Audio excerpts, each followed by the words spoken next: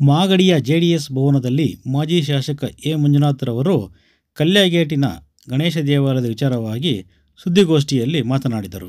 ಇಲ್ಲಿ ನಾನು ರಾಮನಗರ ಬಿಟ್ಟು ಬರ್ತಾ ಇರಬೇಕಾದ್ರೆ ಸುದ್ದಿ ನನ್ನ ಮೇಲೇನೋ ಮಾನ್ಯ ಶಾಸಕರು ಮತ್ತು ಅವರ ಸ್ನೇಹಿತರುಗಳು ಎಲ್ಲ ಏನೋ ಕಂಪ್ಲೇಂಟ್ ಕೊಟ್ಟಿದ್ದಾರೆ ಅಂತ. ಕಂಪ್ಲೇಂಟ್ ಏನು ಅಂತ ಗೊತ್ತಿಲ್ಲ ನನಗೆ. ಸೊ ಮೊನ್ನೆ ನಾನು ಗಣೇಶನ ದೇವಸ್ಥಾನದ ಹತ್ರ ಬಂದ ಸಂದರ್ಭದಲ್ಲಿ ರಸ್ತೆ ಅಗಲೀಕರಣದ ವಿಚಾರದಲ್ಲಿ ಮಾನ್ಯ ಶಾಸಕರು,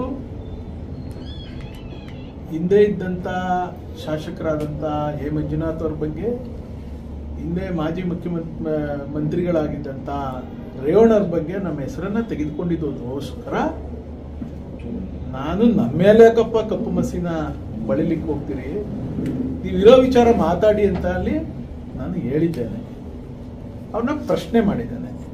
ಅವ್ರನ್ನ ಪ್ರಶ್ನೆ ಮಾಡುವಂಥ ಸಂಪೂರ್ಣ ಹಕ್ಕು ನನಗಿದೆ.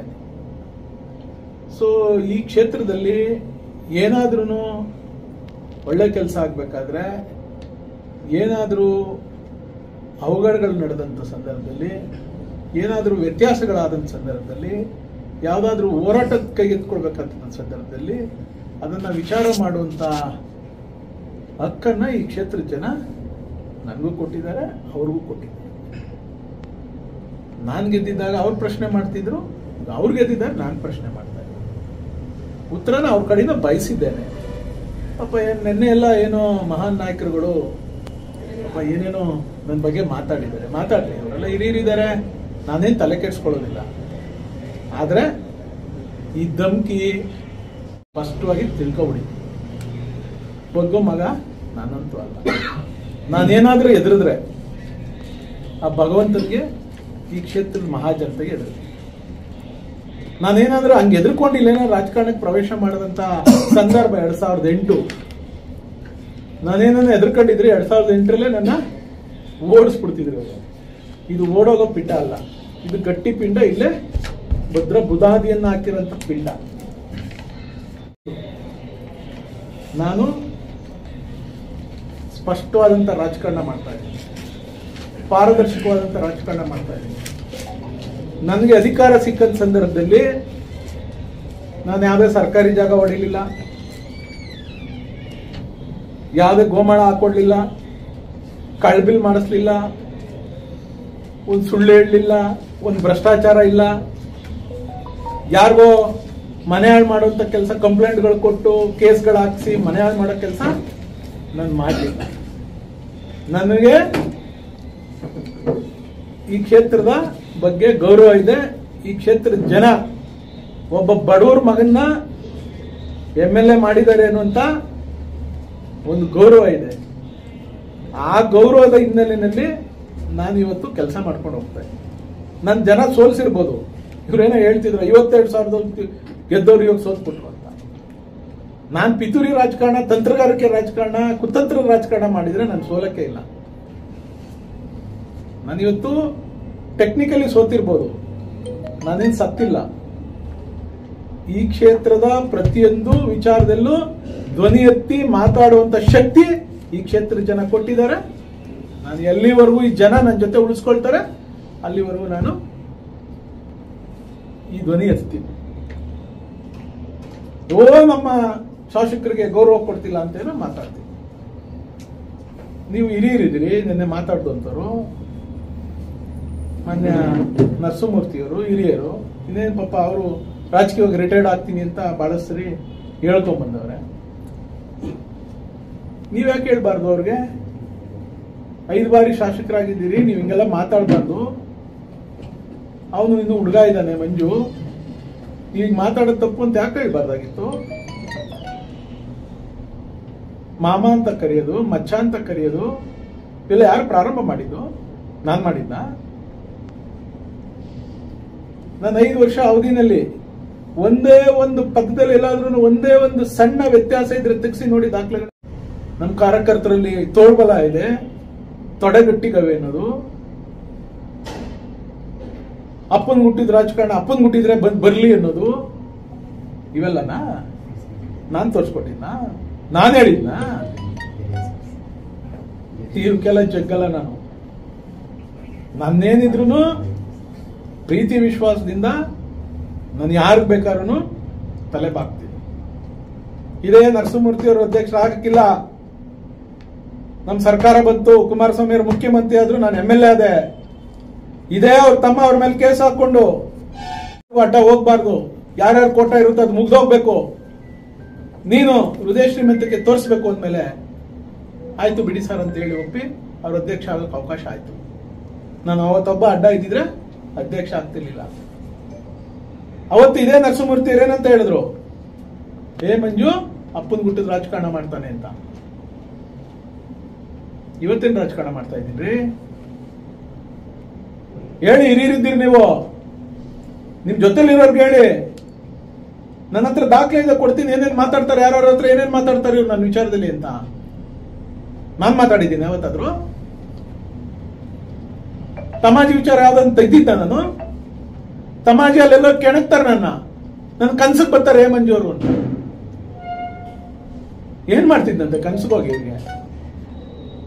ಈ ಕ್ಷೇತ್ರದಲ್ಲಿ ನಿಮ್ಮ ಉಪಟಳ, ನಿಮ್ಮ ದುರಾಂಕಾರ, ನಿಮ್ ದರ್ಪ, ನಿಮ್ ದೌರ್ಜನ್ಯ ಅದೆಲ್ಲ ಕಡಿವಾಣ ಹಾಕಕ್ಕೇನೆ ನಾನು ಜನರ ಪರವಾಗಿ, ಈ ಕ್ಷೇತ್ರದ ಜನರ ಪರವಾಗಿ ಇದ್ದೀನಿ. ಅಪ್ಪ ಏನೋ ಯಾರನ್ನೋ ಬೆಳೆಸ್ತಿಲ್ಲ. ಹೌದು, ನನ್ ಶಕ್ತಿ ಇಲ್ಲ. ನನ್ ಬಡವ್ರ ಮಗ. ನಮ್ಮಪ್ಪ ಏನ್ MLAನಾ? ನಮ್ಮ ತಾತ ಏನ್ ಮಂತ್ರಿನಾ? ನಾನೆಲ್ಲ ಬೈ ಫ್ಲೂಕ್ ಇಲ್ಲಿ ಬಂದು ಜನರ ಆಶೀರ್ವಾದದಿಂದ MLA ಆಗಿದ್ದೀನಿ. ನನ್ನ ಶಕ್ತಿ ಎಷ್ಟದೋ ಅಷ್ಟು ಜನನ ನಾನು ಕಟ್ಕೊಂಡಿದ್ದೀನಿ. ನಿಮ್ಗೇನ್ ಪಟಾಲಮ್ಮ ಅವರು, ನನ್ಗೂ ಹಂಗೆ ಪಟಾಲಮ್ಗಳು ಇದ್ದಾರೆ.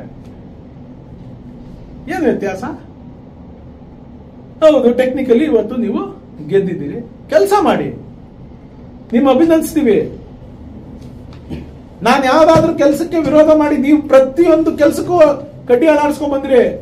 ನಂದು 5 ವರ್ಷದಲ್ಲಿ, ನನ್ಗೆ 5 ವರ್ಷದಲ್ಲಿ 2 ವರ್ಷ ಕರೋನಾ ಹೊಟ್ಟೆ ಹೋಯ್ತು. ಇನ್ನು 3 ವರ್ಷದಲ್ಲಿ ಇವತ್ತು ಹೇಳ್ತಾರಲ್ಲ ಅವರು ಪ್ರೆಸ್ ಮೀಟ್ಗಳಲ್ಲಿ, ಪ್ರೆಸ್ನವ್ರು ಮೈಕ್ ಹಿಡಿದಾಗ, ಅಯ್ಯೋ ನನಗೆ ನೀತಿ ಸಮಿತಿ. ನಮ್ಗೆ ನೀತಿ ಸಮಿತಿ ಇರ್ಲಿಲ್ವಾ? ನಾವೇನ್ ಕೆಲಸ ಮಾಡ್ಲಿಲ್ವಾ?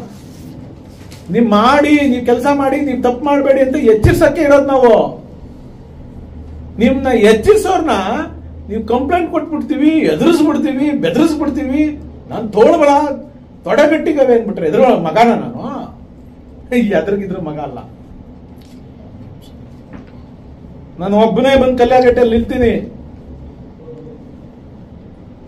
ನರಸಿಂಹಮೂರ್ತಣ್ಣ, ನಾನು ಒಬ್ಬನೇ ಬಂದು ನಿಲ್ತೀನಿ. ನೀವು ಬಂದು ನೋಡಿ, ಮುಟ್ಟಿ ನನ್ನ ಎದ್ರಕೊಂಡು ಓಡಾಡ್ತೀನಿ ಅಂತೀರಾ? ಏನ್ ತಪ್ಪು ಮಾಡಿದ್ದೀನಿ ನಾನು? ರಾಜಕೀಯವಾಗಿ ಏನೋ ಒಂದೇ ಒಂದು ಸಣ್ಣ ತಪ್ಪು ಮಾಡಿದ್ರೆ ನೀವು ಸಾಬೀತುಪಡಿಸಿ, ನಿಮ್ಗೆ ಸರೆಂಡರ್ ಆಗ್ಬಿಟ್ಟು ಹೊರಟೋಗ್ತೀನಿ ನಾನು. ಪೆಟ್ರೋಲ್ ಬಂಕ್ ಅನುಕೂಲ ಮಾಡಿಲ್ಲ, ನಿಮ್ ಸರೆಂಡರ್ ಆಗಿ ಹೋಗ್ತೀನಿ ನಾನು. ನನ್ನನ್ನು ಕೇಳ್ತೀರಾ ನೀವು? ಏನು ಕೇಳಬಾರ್ದ? ಆ ತಾಲೂಕು ಆಫೀಸ್ ಲೂಟಿ ಹೊಡಿತಾ ಬಿದ್ದವ್ರೆ. ಹಳೆ ಖಾತೆಗಳೆಲ್ಲ, ಹಳೆ ದಾಖಲೆಗಳೆಲ್ಲ ತಿದ್ಕೊಂಡು ಸ್ಕ್ಯಾನ್ ಮಾಡ್ಕೊಂಡು ಒಬ್ಬ ಅಧಿಕಾರಿ ಬಂದ್ ಚೇರ್ ಮೇಲೆ ಕುತ್ಕೋತಾ ಇಲ್ಲ. ಒಬ್ಬೊಬ್ಬ ಕೇಸ್ ಸರ್ಕಾರ 15 ದಿವಸ 20 ದಿವಸ ರಜಾ ಹಾಕ್ಬಿಟ್ಟು ಹೋಗ್ತಾವೆ.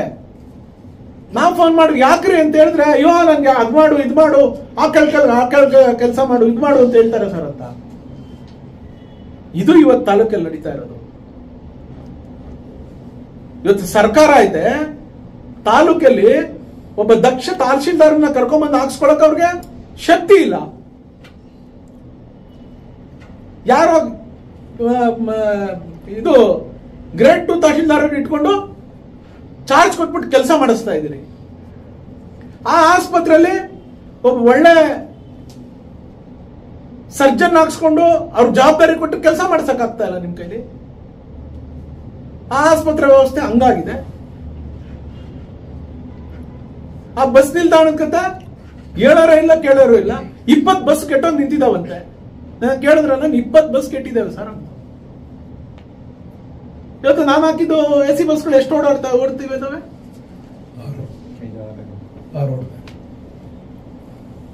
ನಾವ್ ಎಷ್ಟು ಹಾಕ್ಸಿದ್ದೋ ಬಸ್ಸು? ಇವತ್ತು ಎಲೆಕ್ಟ್ರಿಕ್ ಬಸ್ಸು ಹೇಳಿದ್ರಿ, ಎಷ್ಟು ಓಡ್ತಾವೆ? ಕೇಳಬಾರ್ದ ಇವೆಲ್ಲ? ನಾವು ಕೇಳಿದ್ರೆ ನಿಮ್ಗೆ ಮೆಣಸಿನ್ಕಾಯಿ ಇಟ್ಕೊಂಡಂಗೆ ಆಗ್ಬಿಡ್ತದೆ. ನಾನು ಕೇಳಕ್ಕೆ ಇರೋದ್ರಿ, ನನ್ನ ಹಣೆಯಲ್ಲಿ ಏನಾದ್ರೂ ಈ ವಿಚಾರದಲ್ಲಿ ಇಲ್ಲೇ ಮಣ್ಣಾಗಬೇಕು ಅಂದ್ರೆ ನಾನೇನು ತಲೆ ಕೆಡಿಸ್ಕೊಳ್ಳಲ್ಲ. ನೀವು ಪೊಲೀಸ್ ಸ್ಟೇಷನ್ ಕಂಪ್ಲೇಂಟ್ ಕೊಡಿ, FIR ಹಾಕ್ಸಿ, ನನ್ನ ಜೈಲ್ಗೆ ಹಾಕ್ಸಿ, ನಾನು ಸಿದ್ಧ ಇದ್ದೇನೆ ಈ ಕ್ಷೇತ್ರದ ಜನಕ್ಕೋಸ್ಕರ. ಈ ಕ್ಷೇತ್ರದ ಜನರ ಧ್ವನಿಯನ್ನ ಅಡಗಿಸ್ಲಿಕ್ಕೆ ನಿಮ್ ಯಾರ ಕೈದನು ಸಾಧ್ಯ ಇಲ್ಲ. ಬನ್ನಿ ಚರ್ಚೆಗೆ. ನನಗೂ ಎಲ್ಲ ನನ್ನ ಪಟಾಲಂಗಳಿದ್ರು, ನಮ್ಮ ಕಾರ್ಯಕರ್ತರಿದ್ರು, ಎಲ್ಲಾರನ್ನೂ ಕುಣಿಸ್ಬಿಟ್ಟು ಪ್ರೆಸ್ ಮೀಟ್ ಮಾಡಿಸ್ಬೋದಾಗಿತ್ತು. ಅದು ಒಬ್ಬ ಆಡಳಿತ ಮಾಡ್ತಾ ಇರ್ತಕ್ಕಂಥ ಶಾಸಕರಿಗೆ ಕೊಡೋ ಗೌರವ ಅಲ್ಲ. ಅದಕ್ಕೆ ನಾನೇ ಹೇಳ್ತಾ ಇದ್ದೀನಿ, ನೀವ್ಯಾರ ಚಿಲ್ಟಾರಿ ಕೈಲೆಲ್ಲ ನನ್ನ ಬಗ್ಗೆ ಮಾತಾಡಿಸ್ತಿರಲ್ಲ, ಇನ್ನು ಕಣ್ಣೇ ಬಿಟ್ಟಿಲ್ದೇ ಇರೋರ್ ಕೈಲೆಲ್ಲ ಮಾತಾಡಿಸ್ತಿರಲ್ಲ ಬಾಲಕೃಷ್ಣ ಅವರೇ, ನನ್ನ ಹತ್ರನೂ ಅವರೇ ಮಗ ಒಂದು ಪ್ರೆಸ್ ಮೀಟ್ ಮಾಡೋದ್ರೆ ಮಾಡ್ತಾರೆ. ನಾನು ಅದು ನಿಮ್ಗೆ ಕೊಡುವಂತ ಗೌರವ ಅಲ್ಲ. ನನಗೇನಾದ್ರೂ ಅದರಿಂದ ಗೌರವ ಕಡಿಮೆ ಆಗ್ತದೆ ಅಂತ ನೀವು ಭಾವಿಸಿದ್ರೆ ಅದು ಮಂಜುಗೆ ಕಡಿಮೆ ಆಗಲ್ಲ, ಅದು ಬಾಲಕೃಷ್ಣ ಅವ್ರಿಗೆ ಗೌರವ ಕಡಿಮೆ ಆಗೋದು. ಯಾರ ಹುಡುಗರ ಕೈಲಿ ಮಾತಾಡಿಸ್ಬಿಟ್ರೆ, ಒಬ್ಬ ಮಾಜಿ ಶಾಸಕನ ಬಗ್ಗೆ ಹಗುರವಾಗಿ ಮಾತಾಡ್ಬಿಟ್ರೆ ಗೌರವ ಕಡಿಮೆ ಆಗ್ತದೆ ಅಂತ ಏನಾದ್ರು ಭಾವಿಸಿದ್ರೆ ಅದು ನನ್ ಗೌರವ ಕಡಿಮೆ ಆಗಲ್ಲ, ನಿಮ್ ಗೌರವನೇ ಕಡಿಮೆ ಆಗ್ತದೆ. ಚರ್ಚೆ ಮಾಡಿ, ಅಭಿವೃದ್ಧಿ ಮಾಡಿ. ಹೌದು, ನಾನೇನ್ ಹೇಳಿದೆ, ಗಣೇಶನ ದೇವಸ್ಥಾನ ಒಡಿಸ್ತಾ ಇದ್ದೀರಾ, ಒಡ್ಸಲ್ವಾ? ಒಡಿಸ್ಬೇಕಾದ್ರೆ ಏನ್ ಕಾರಣ, ಒಡಿಸ್ದೇ ಇರಕ್ಕೆ ಏನ್ ಕಾರಣ? ನನ್ನ ಅವಧಿನಲ್ಲಿ ಏನೇನಾಗಿತ್ತು, ನೀವು ಚರ್ಚೆಗೆ ಬನ್ನಿ ಅಂತ ಕರೆದಿದ್ದೀವಿ. ರೇವಣ್ಣವ್ರನ್ನು ಕರ್ಸೋಣ, ಸಮಿತಿಯರು ಇರ್ತಾರೆ, ಸಾರ್ವಜನಿಕರು ಇರ್ತಾರೆ. ತಪ್ಪೇನು ಹೇಳ್ ಮಾತಾಡಿದ್ದೀನಿ ನಾನು?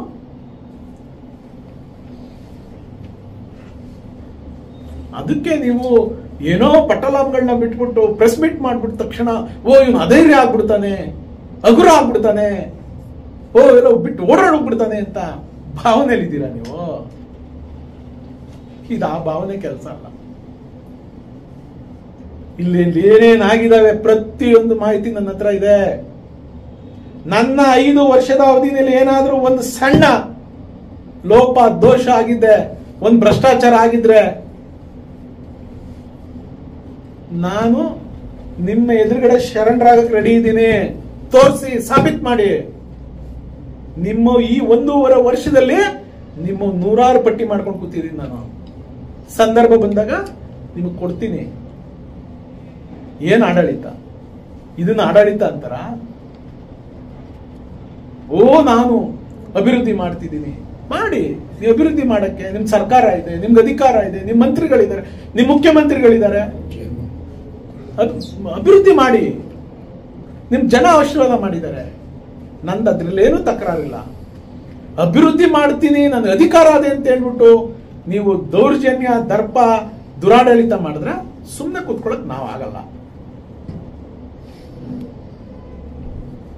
ಪಾಪ ನಮ್ಮ ನಾಯಕರು, ಅವ್ರ ಬಗ್ಗೆ ಮಾತಾಡಬಾರ್ದು ಅಂತಿದ್ದೆ ನಾನು. ನಮ್ಮ ಗ್ರೇಟ್ ಪೂಜಾರಿ ಪಳ್ಳ ಕೃಷ್ಣಮೂರ್ತಿ ಅವರು ಪಾಪ ಅವರು ಹಿಂದೆ ಸ್ವಲ್ಪ ಟೇಪ್ನ ಹಿಂದಿರುಗಿಸಿ ನೋಡ್ಬೇಕು.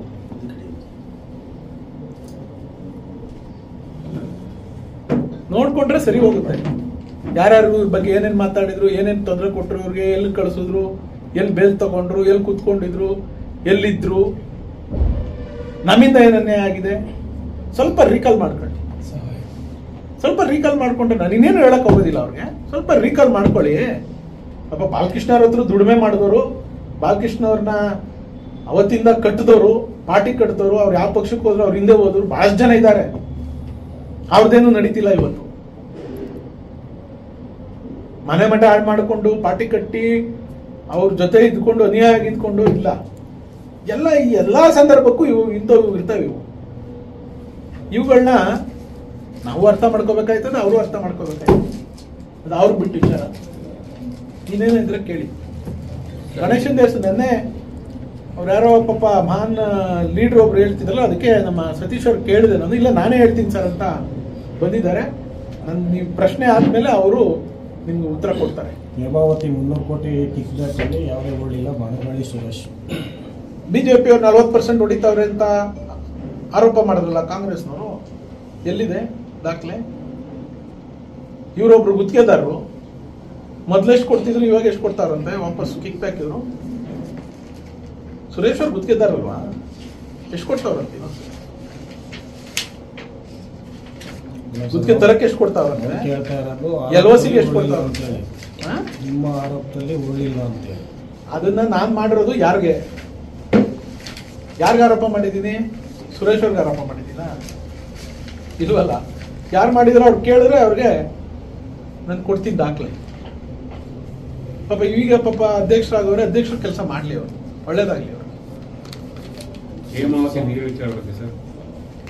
ಸರ್, ಹೇಮಾವತಿ ವಿಚಾರದಲ್ಲಿ ನಾನು ಸಪ್ರೇಟು ಒಂದು ಸಭೆ ಮಾಡ್ತೀನಿ, ನಿಮ್ಮನ್ನೆಲ್ಲ ಕರೆಸ್ತೀನಿ. ನಾನು ಒಂದು ವಾರದಲ್ಲೇ ಜಾಕ್ವೆಲ್ಗೆ ಭೇಟಿ ಕೊಡ್ತೀನಿ. ಸಂಬಂಧಪಟ್ಟ ಅಧಿಕಾರಿಗಳಿಗೆ ತಿಳಿಸಿದ್ದೀನಿ. ನಾನು MP ಅವರು ಬರಲಿ, ನಮ್ಮ MP ಅವರು ಬಂದ ಮೇಲೆ ಅವ್ರನ್ನೂ ಕರ್ಕೊಂಡೋಗಿ, ಅಧಿಕಾರಿಗಳು ಕರ್ಕೊಂಡೋಗಿ ಜನಕ್ಕೆ ಸತ್ಯನ ತಿಳಿಸುವಂಥ ಕೆಲಸ ನಾನು ಮಾಡ್ತೀನಿ. ನನ್ನ ಕೈಲಿ ಸುಳ್ಳು ಹೇಳಕ್ ಬರೋದಿಲ್ಲ ವಿಚಾರದಲ್ಲಿ. ಯಾಕೆಂದ್ರೆ ನಾವು ಸಾರ್ವಜನಿಕ ಬದುಕಿನಲ್ಲಿರೋರು. ಒಂದ್ಸರಿ ಏನಾದರೂ ಸುಳ್ಳು ಹೇಳಿದ್ರೆ ನಾಳೆ ನೀವೇ ಪ್ರಶ್ನೆ ಮಾಡ್ತೀರಿ, ಹಿಂಗೆ ಹೇಳಿದ್ರೆ ಹಿಂಗೆ ಹೇಳಿದ್ರೆ. ನಾನು ಅವತ್ತಿಂದ ಏನು ಹೇಳ್ಕೊಂಡ್ ಬಂದಿದ್ದೀನಿ ನಿಮ್ಗೆಲ್ಲ ಗೊತ್ತಿದೆ. ನಾನು ಪ್ರಾರಂಭದ ದಿವಸದಿಂದ ನಾನು ರೇವಣ್ಣವರು ಇದನ್ನ ಚಾಲನೆ ಕೊಟ್ಟು, ಅವತ್ತು DK ಸುರೇಶ್ ಅವರು ನಮ್ಮ ಜೊತೆ ಇದ್ದಾಗ ಇದಕ್ಕೆ ಅವ್ರ ಸಹಕಾರದೊಂದಿಗೆ ಏನು ಪ್ರಾರಂಭ ಮಾಡಿದ್ವಿ, ಅವತ್ತಿಂದ ನಾವು ಏನು ಮಾಡ್ಕೊಂಡ್ಬಂದ್ವಿ. ನಂತರ ಸರ್ಕಾರ ಬದಲಾದ ಸಂದರ್ಭದಲ್ಲಿ ಕುಮಾರಸ್ವಾಮಿ ಅವರು ಮುಖ್ಯಮಂತ್ರಿಗಳಾಗಿದ್ದಾಗ ಏನೋ ನಾವು ಅನುದಾನ ತೆಗೆದುಕೊಂಡ್ವಿ. ನಂತರ ಯಡಿಯೂರಪ್ಪನವರು ಮುಖ್ಯಮಂತ್ರಿ ಆಗಿದ್ದಾಗ ಏನೋ ಅನುದಾನ ತೆಗೆದುಕೊಂಡು ಇವೆಲ್ಲಾನು ನಾವು ಮಾಡ್ಕೊಂಡು ಬಂದಿದ್ವಿ. ಅದೆಲ್ಲ ಸತ್ಯ ಹೇಳ್ತೀನಿ. ಪಾಪ ಇವ್ರಿಗೇನು ಗೊತ್ತಿಲ್ಲ ಬಿಡಿ. ನಮ್ಮ ಪ್ರಾಜೆಕ್ಟ್ಗೂ, ಶ್ರೀರಂಗ ಲಿಫ್ಟ್ ಇರಿಗೇಷನ್ಗೂ, ಶ್ರೀರಂಗ ಕುಡಿಯ ನೀರ ಯೋಜನೆ 83 ಕೆರೆಗಳನ್ನ 87 ಕೆರೆ ತುಂಬಿಸುವಂತ ಯೋಜನೆಗೂ ಬಾಲಕೃಷ್ಣ ಅವ್ರಿಗೆ ಏನೂ ಗೊತ್ತಿಲ್ಲ. ಪಾಪ ಅವ್ರಿಗೇನೋ ಮಕ್ಕಿ ಕಾಮಕ್ಕಿ ಹೇಳ್ತಾರೆ. ಏನೋ ಪರ್ಮಿಷನ್ ತಗೊಂಡಿರುವಂತೆ. ಪರ್ಮಿಷನ್ ತಗೊಂಡ್ರೆ ಕೆಲಸನೇ ಶುರು ಮಾಡೋಕ್ಕಾಗಲ್ಲ. ಅವರು ಇವಾಗ ರೋಡ್ ಕಟ್ ಮಾಡಕ್ಕೆ ರೈಲ್ವೇದು, ನ್ಯಾಷನಲ್ ಹೈವೇದು, ಫಾರೆಸ್ಟ್ನದು ಆನ್ಲೈನ್ ಪರ್ಮಿಷನ್ ಇವಾಗ ತಗೊಂಡಿದ್ದಾರೆ. ಆಫ್ಲೈನ್ ಅವಾಗೆ ಪ್ರಾರಂಭ ಮಾಡಕ್ ಮುಂಚೆನೆ ಆಫ್ಲೈನ್ದು ಅವ್ರು ಪಾಪ ತೆಗೆಸ್ ನೋಡ್ಬೇಕು. ಅವ್ರಿಗೆ ಗೊತ್ತಿಲ್ಲ, ಏನೋ ಹೇಳ್ತಾರೆ. ಚರ್ಚೆಗೆ ಅಂತ ಕರಿತಿದ್ರು. ಬೇಕಾದ್ರೆ ಚರ್ಚೆಗೆ ಬಂದಾಗ ನಾನು ಮಾತಾಡ್ತೀನಿ.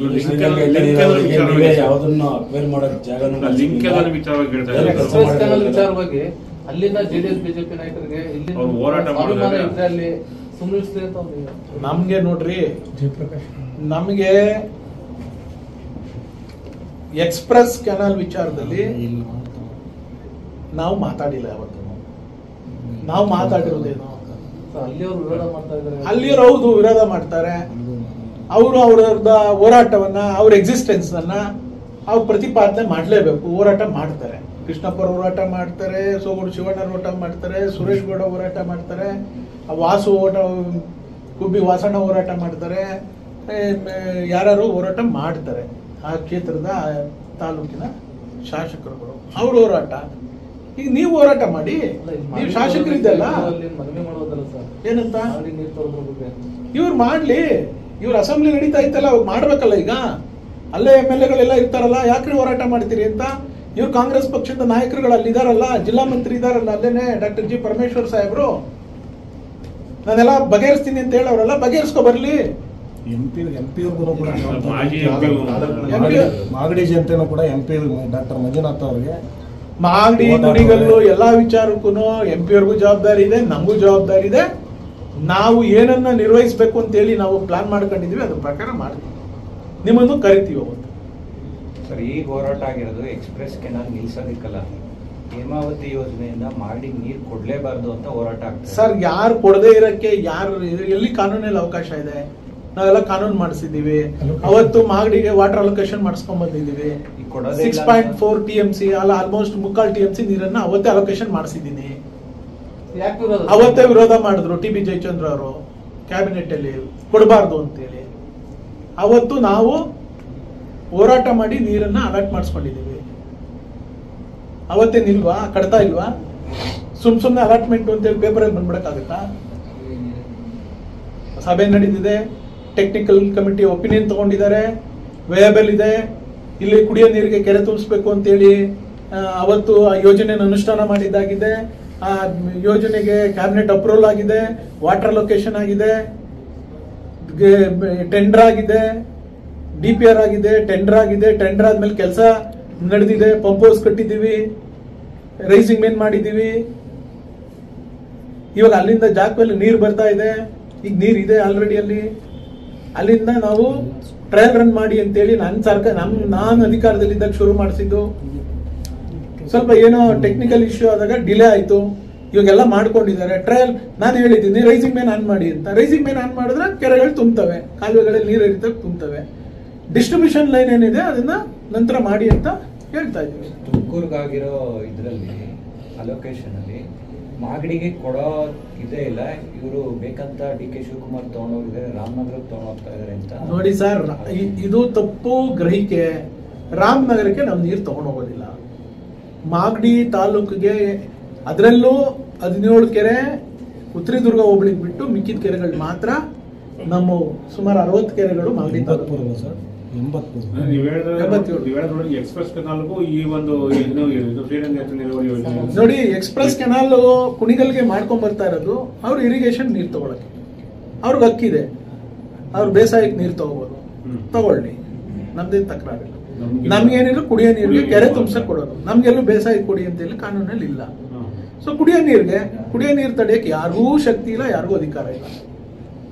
ಎಲ್ಲಿಂದ ಎಲ್ಲಿ ಬೇಕಾದ್ರೂ ಕುಡಿಯೋ ನೀರನ್ನ ನಾವು ತೆಗೆದುಕೊಂಡು ಹೋಗ್ಬೋದು. ಅದಕ್ಕೆ ನಿಂತದೆ ಅಂತ ನಿಯಮ ಇಲ್ಲ. ಆ ನಿಯಮ ಇದ್ರೆ ತೋರಿಸ್ಲಿ. ಈಗ ನಮ್ಮ ಕಾವೇರಿ ಬೇಸನ್ ನೀರನ್ನ ಕೃಷ್ಣಾ ಬೇಸಿನ್ಗೆ ಮಡಕ್ಸಿರೋವರೆಗೂ ತಗೊಂಡೋಗೋರೆ. ಅದಂಗ್ ತಗೊಂಡೋದ್ರು? ಕುಡಿಯೋ ನೀರಿಗೆ ತಗೊಂಡೋಗೋರು, ಕೆರೆ ತುಂಬಿಸ್ಕೊಂಡವ್ರೆ. ಸೊ ನಾವು ಅಷ್ಟೇ ಹೇಳ್ತಾ ಇರೋದು, ನಾವು ಡೌನ್ ಸ್ಟ್ರೀಮ್ ಅಲ್ಲಿ ಇದ್ದೀವಿ. ನಮ್ ಕುಡಿಯೋ ನೀರು ಕೊಡಿ ಅಂತ ಹೇಳಿದ್ವಿ, ಕುಡಿಯೋ ನೀರು ಕೊಟ್ಟಕ್ಕೆ ಕೆರೆ ತುಂಬಿಸ್ಕೊಡಿ ಅಂತ ಹೇಳಿದಾರೆ. ಅದ್ರ ಅವಕಾಶ ಇದೆ, ಅದ್ರ ಬಗ್ಗೆ ಪ್ರಾಜೆಕ್ಟ್ ಮಾಡಿಸಿದ್ವಿ, ಮಾಡ್ಲಿ. ಎಕ್ಸ್ಪ್ರೆಸ್ ಕೆನಾಲ್ ಇಂದ ನಮ್ಗೆ ಅನುಕೂಲನೇ, ಅನನುಕೂಲ ಅಂತ ನಾನು ಹೇಳ್ತಾ ಇಲ್ಲ. ನಮ್ಗೆ ಈಗ ಎಕ್ಸಿಸ್ಟಿಂಗ್ ಶ್ರೀರಂಗ ಯೋಜನೆ ನಡೀತಾ ಇದೆ, ಅದನ್ನ ಕಂಪ್ಲೀಟ್ ಮಾಡಿ ಅಂತ ಕೇಳ್ತಾ ಇದ್ದೀವಿ. ನೀರು ಯಾವಾಗ ಮಾನ್ಸೂನ್ ನಲ್ಲಿ ನೀರು ಬರುತ್ತೆ ಅವಾಗ ನೀರು ತುಂಬಿಸ್ಕೊತೀವಿ. ಇಷ್ಟು ಯೋಜನೆ ಅದು. ನಿಮ್ಗೆಲ್ಲ ಸವಿಸ್ತಾರವಾಗಿ, ನಿಮ್ಗೆ ಕನ್ಫ್ಯೂಷನ್ ಇದೆ, ಸವಿಸ್ತಾರವಾಗಿ ನಾನು ಸ್ಪಾಟಲ್ಲಿ ಕರ್ಕೊಂಡೋಗಿ ತೋರಿಸಿ ಹೇಳಿಸ್ತೀನಿ. MP ಅವರು ಪಾರ್ಲಿಮೆಂಟ್ ಮುಗಿಸ್ಕೊಂಡು ಬರಲಿ. ಗಣೇಶನ್ ವಿಚಾರ ನೀವು ಹೇಳಿದ್ದಾರೆ ಸರ್. ನೋಡಿ, ಇದು DPR ಆಗಿದ್ದು 2014-15ರಲ್ಲಿ. ನಂತರ 18ರಲ್ಲಿ ನಮ್ಮ ಚುನಾವಣೆ ಆಗಿ ನಾವು ಗೆದ್ವಿ. ಮಾನ್ಯ ರೇವಣ್ಣವರು ಮಂತ್ರಿಗಳಾದರು. ಮಂತ್ರಿಗಳಾದ್ಮೇಲೆ ಈ ಯೋಜನೆನ ಕೈ ಬಿಟ್ಬಿಟ್ಟಿದ್ರು. ಇದು ಗೋವಾ ರಸ್ತೆ ಮತ್ತೆ ಧಾರವಾಡದಿಂದ ಗೋವಾ ರಸ್ತೆಗೆ ಈ ಅನುದಾನ ಚೇಂಜ್ ಆಗ್ಬಿಟ್ಟಿತ್ತು. ಆ ರಸ್ತೆ ಮಾಡೋದು ಅನುದಾನ ಅಂದ್ರೆ ಈ ಪ್ರಾಜೆಕ್ಟ್ನ ಕೇಶಿಪ್ನ ಅಲ್ಲಿ ಮಾಡಬೇಕು. ರೇವಣ್ಣವರು ಮಂತ್ರಿಗಳಿದ್ದ ಸಂದರ್ಭದಲ್ಲಿ ರೇವಣ್ಣವ್ರನ್ನ ವಿನಂತಿ ಮಾಡಿ, ರೇವಣ್ಣವ್ರಿಗೆ ಏನು ಅಂತ ಅಂದ್ರೆ ಅವರಲ್ಲೂ ಕೂಡ ಅವರ ಹಾಸನ ಎಚ್ ಡಿ ರೇವಣ್ಣವ್ರ ಮಂತ್ರಿಗಳಿದ್ದಾಗ PWD ಮಂತ್ರಿ ಅವರ ನಮ್ಮ ಇದು ಸೋಮಾರ್ಪೇಟೆವರೆಗೂ ಹೋಗೋದ್ರಿಂದ ಆ ಭಾಗಕ್ಕೂ ಅನುಕೂಲ ಆಗ್ತದೆ, ಈ ರಸ್ತೆ ಆಗ್ಬೇಕು ಅಂತೇಳಿ ಅವರು ಕೂಡ ಶ್ರಮ ಹಾಕಿ ಸುಮಾರು ಅವತ್ತು 1750 ಕೋಟಿ ರೂಪಾಯಿ ಟೋಟಲ್ ಪ್ರಾಜೆಕ್ಟ್, ಟೋಟಲ್ ಕಾಸ್ಟ್. 500 ಚಿಲ್ಲರೆ ಕೊಟ್ಟು ನಮ್ಮ ನೈಸ್ ರೋಡಿಂದ ಮಾಗಡಿವರೆಗೂ, ಮಾಗಡಿಯಿಂದ ಅಪ್ ಟು ನಮ್ಮ ಬಾರ್ಡ್ರ್ವರೆಗೂ ಏನು ಇವಾಗ ಮಾಡಿದ್ದಾರೆ ಅದೊಂದು ಏಜೆನ್ಸಿಗೆ ಟೆಂಡರ್ ಆಯಿತು, ಇದೊಂದು ಏಜೆನ್ಸಿಗೆ ಟೆಂಡರ್ ಆಯಿತು. ಟೆಂಡರ್ ಆಡಿದಾಗ ಒರಿಜಿನಲ್ DPR ಅಲ್ಲಿ ಏನಿತ್ತು ಇದೆಲ್ಲ ಅಗಲ ಮಾಡಬೇಕು ಅಂತಾನೆ ಇತ್ತು. ದೇವಸ್ಥಾನ ಎಲ್ಲ ಹೋಗಿ ಅಗಲ ಮಾಡಬೇಕು ಅಂತಾನೆ ಇತ್ತು. ಕೊನೆಗೆ ಆ ಅಕ್ಕಪಕ್ಕದ ಸಾರ್ವಜನಿಕರು, ಈ ಥಿಯೇಟರ್ ಭಾಗದವರು, ಆ ಕಡೆ ಅಂಗಡಿ ಮಳಿಗೆಗಳನ್ನ ಇಟ್ಕೊಂಡಿರ್ತಂಥವ್ರು, ಮತ್ತೆ ದೇವಸ್ಥಾನದವರೆಲ್ಲ ಬಂದಿರೋರು ಸಂಪೂರ್ಣವಾಗಿ ಇದೆಲ್ಲ ಹೋಗ್ತಾ ಇದೆ. ಸೊ ಇದರಲ್ಲಿ ಇಷ್ಟೊಂದು ಅವಶ್ಯಕತೆ ಇಲ್ಲ, ಎಷ್ಟಾದ್ರೂ ಸ್ವಲ್ಪ ಆದ್ರೂ ಉಳಿಸೋಕ್ಕೆ ನಮಗೆ ಮಾಡಿಕೊಡಿ. ನಾನು ಅವಾಗ ರೇವಣ್ಣರ ಹತ್ರ ಹೋದ್ರು. ರೇವಣ್ಣರು ಏನು ಮಾಡಿದ್ರು, ಅದೇ ಪ್ರಾಜೆಕ್ಟ್ ಡೈರೆಕ್ಟರ್ನ ಮೀಟಿಂಗ್ ಕರಿ ಅಂತೇಳಿ ಮೀಟಿಂಗ್ ಕರೆಸಿ, ನಾವು ಬೆಂಗಳೂರಿನಲ್ಲೂ ಅವ್ರ ಆಫೀಸಲ್ಲಿ ಮೀಟಿಂಗ್ ಮಾಡಿದ್ವಿ, ಇಲ್ಲೂ ಮಾಡಿದ್ವಿ. ತಾಲೂಕ್ ಪಂಚಾಯತಿಲಿ ನಾವು ಮೀಟಿಂಗ್ ಮಾಡಿ ಅದನ್ನ ಹೆಂಗಾದ್ರೂ ಮಾಡಿ ಉಳಿಸ್ಬೇಕು ಅನ್ನೋದು. ಉಳಿಸುವಂತ ಸಂದರ್ಭದಲ್ಲಿ ಅವತ್ತು ನಾನು ತಾಲೂಕ್ ಪಂಚಾಯತಿ ಮೀಟಿಂಗ್ ಮಾಡ್ತಾ ಇರ್ತಕ್ಕಂಥ ಸಂದರ್ಭದಲ್ಲಿ ರೇವಣ್ಣವ್ರನ್ನ ನಾನು ಕರೆದಂತ ಸಂದರ್ಭದಲ್ಲಿ ಸ್ವತಃ ನಾನೇ ಬಾಲಕೃಷ್ಣ ಅವ್ರಿಗೆ ಫೋನ್ ಮಾಡಿದ್ದೆ. ಇದನ್ನ ಸ್ಪಷ್ಟವಾಗಿ ತಿಳ್ಕೊಳ್ಳಿ. ನಾನೇ ಅವತ್ತು ಬಾಲಕೃಷ್ಣ ಅವ್ರಿಗೆ ಫೋನ್ ಮಾಡಿ, ಸರ್ ಹಿಂಗೆ ಗಣೇಶನ ದೇವಸ್ಥಾನ ವಿಚಾರದಲ್ಲಿ ಇದೊಂದು ಸಭೆ ಮಾಡ್ತಾ ಇದ್ದೀವಿ, ರಸ್ತೆ ಅಗಲೀಕರಣದ್ದು, ದಯಮಾಡಿ ಈ ಸಭೆಗೆ ನೀವು ಬನ್ನಿ ಅಂತ. ಅದು ಅದೇನ್ ಹೇಳಿದ್ರು ಅಂದ್ರೆ ಅವರು, ಸರ್ ಇಲ್ಲ ನಾನೆಲ್ಲೋ ಬೇರೆ ಕಡೆ ಇದ್ದೀನಿ, ನೀವು ರೇವಣ್ಣವ್ರು ಏನ್ ತೀರ್ಮಾನ ತಗೋತೀರೋ ನಂದು ಅದೇ ಅಂತಿಮ ತೀರ್ಮಾನ, ನೀವೇನಾದ್ರೂ ತಗೊಳ್ಳಿ ಅದೇ ನನ್ನ ತೀರ್ಮಾನ ಅಂತ ಅವತ್ತು ನಮ್ಗೆ ಫೋನಲ್ಲಿ ತಿಳಿಸಿದ್ರು. ಸೊ ನಾನು ಅದನ್ನ ರೇವಣ್ಣವ್ರಿಗೂ ತಿಳಿಸಿದೆ. ಅಣ್ಣ ನಾನು ಹಿಂಗೆ ಫೋನ್ ಮಾಡಿದ್ದೆ ಬಾಲಕೃಷ್ಣ ಅವ್ರಿಗೆ. ಬಾಲಕೃಷ್ಣ ಅವರು ಇಲ್ಲ ನೀವು ರೇವಣ್ಣವ್ರು ಏನ್ ತೀರ್ಮಾನ ತಗೋತೀರೋ ನಂದು ಅದೇ ತೀರ್ಮಾನ. ಅದಕ್ಕೆ ಮುಂಚೆ ಏನು ಹೇಳ್ಬಿಟ್ಟು ಹೋಗಿದ್ರಿ ಇವರು ಬಾಲಕೃಷ್ಣ ಅವರು, ಈ ರಥೋತ್ಸವ ಯಾವುದೋ ಕಾರ್ಯಕ್ರಮಕ್ಕೆ ಬಂದು ಪಕ್ಕದಲ್ಲಿ ನಂಜಾಗ ಇದೆ, ನಂಜಾಗ ಬೇಕಾದ್ರೆ ಹೋಗ್ಲಿ, ಗಣೇಶನ ದೇವಸ್ಥಾನ ಉಳಿಲಿ ಅಂತ ಪತ್ರಿಕೆಯಲ್ಲಿ ನಿಮ್ಮ ಎದುರುಗಡೆನೆ ಹೇಳಿದ್ರು. ಸತ್ಯ ತಾನೇ? ನಾನು ಆಮೇಲೆ ಹೇಳಿದೆ,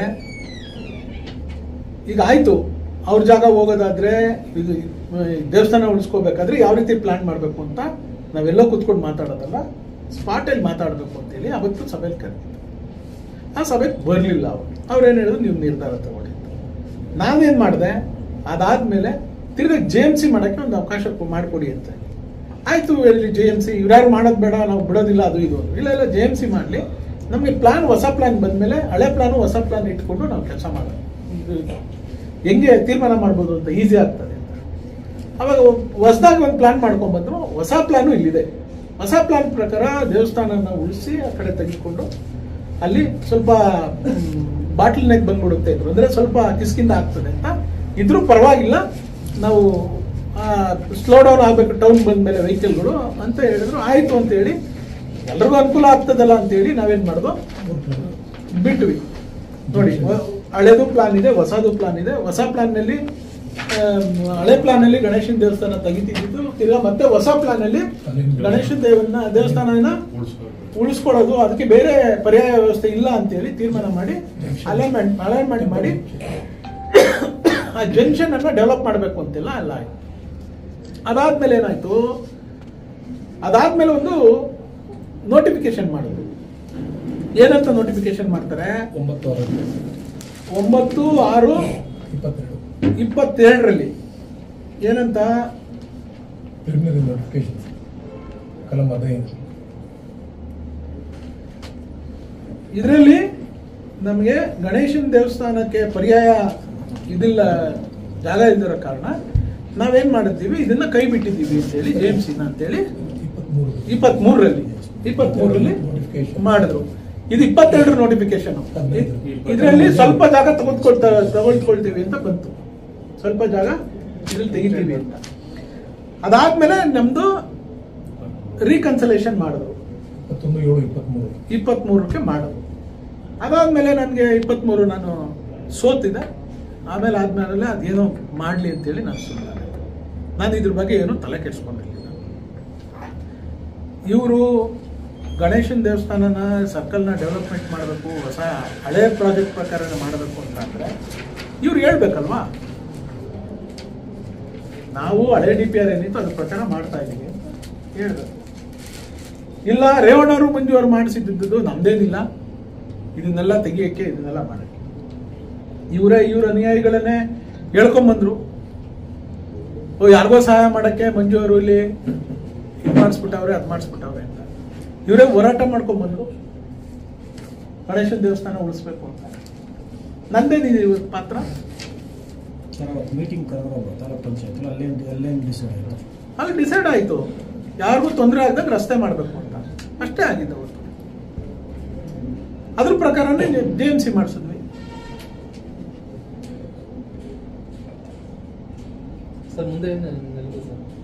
ಈಗೇನು ಅದನ್ನ ಇವಾಗ JMC ಮಾಡಿಸಿದೀವಿ, ಹಳೆ JMC ಅದು ಹಳೆ DPR ಪ್ರಕಾರ ರಸ್ತೆ ಮಾಡ್ತೀವಿ ಅಂತ ಇವ್ರು ಹೇಳಿ.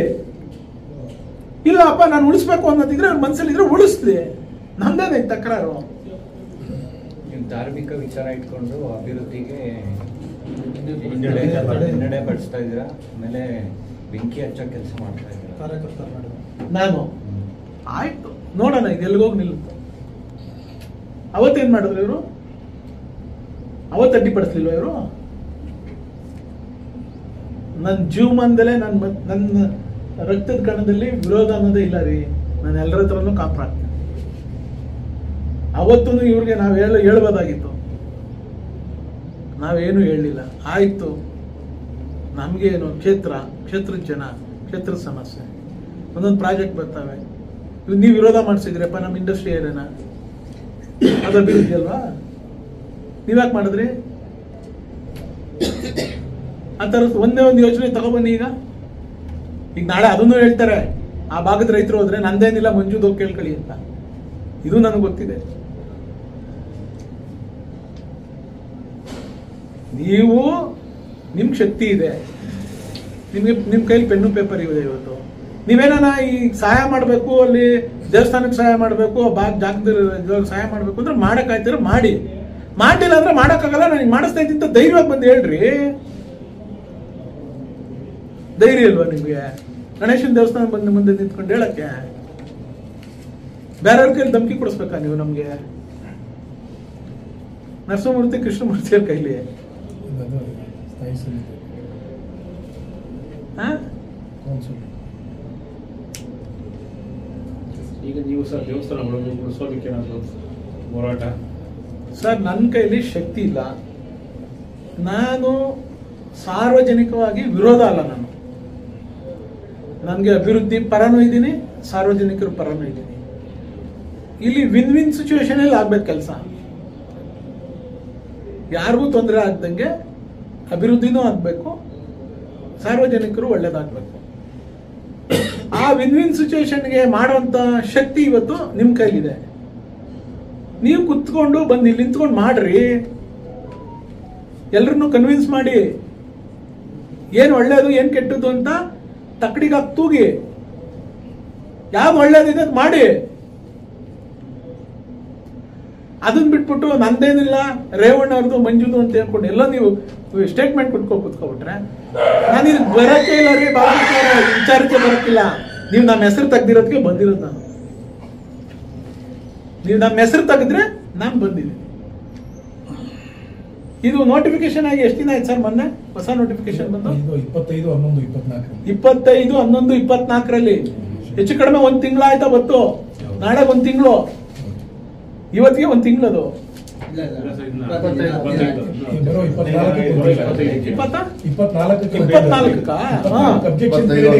ಆಯ್ತು. ಅಲ್ಲಿ ಯಾವ ತನ ನಾನು ಮಾತಾಡಿದ್ದೀನಾ? ಮಾತಾಡ್ಲೇ ಇಲ್ಲ. 15 ದಿನ ಆಗಿದೆ. ಅವ್ರ್ಯಾರು ಶೆಟ್ರುಗಳೆಲ್ಲ ಹೋದ್ರಂತೆ, ನಂದೇನಿಲ್ಲಪ್ಪ ಎಲ್ಲ ಮಂಜುದು ಹಳೆ ಮೇಲೆ ಮಾಡ್ಬಿಟ್ಟು ಹೊಟ್ಟೋಗವನೆ, ಅವ್ನು ಕೇಳ್ಕೋಗ್ರಪ್ಪ ಅನ್ನೋದು. ಇನ್ಯಾರೋ ಹೋದ್ರೆ ರೇವಣ್ಣ ಮಂಜುನ ಹೆಸರು ಮಾಡ್ಬಿಟ್ಟವ್ರಿ, ನಮ್ದೇನಿಲ್ಲ ಅನ್ನೋದು. ದೇವಸ್ಥಾನದವ್ರು ಹೋದ್ರೆ ನಂದೇನಿಲ್ಲ ರೀ, ನೀವು ಹೋಗಿ ಎಲ್ಲ ನೋಡಿದೀನಿ ಹೋಗ್ರಿ ಅನ್ನೋದು. ಇದಾ ಒಬ್ರು ಶಾಸಕರು ಮಾತಾಡೋಂಥದ್ದು. Thank you. ಸರಿ ಸರ್.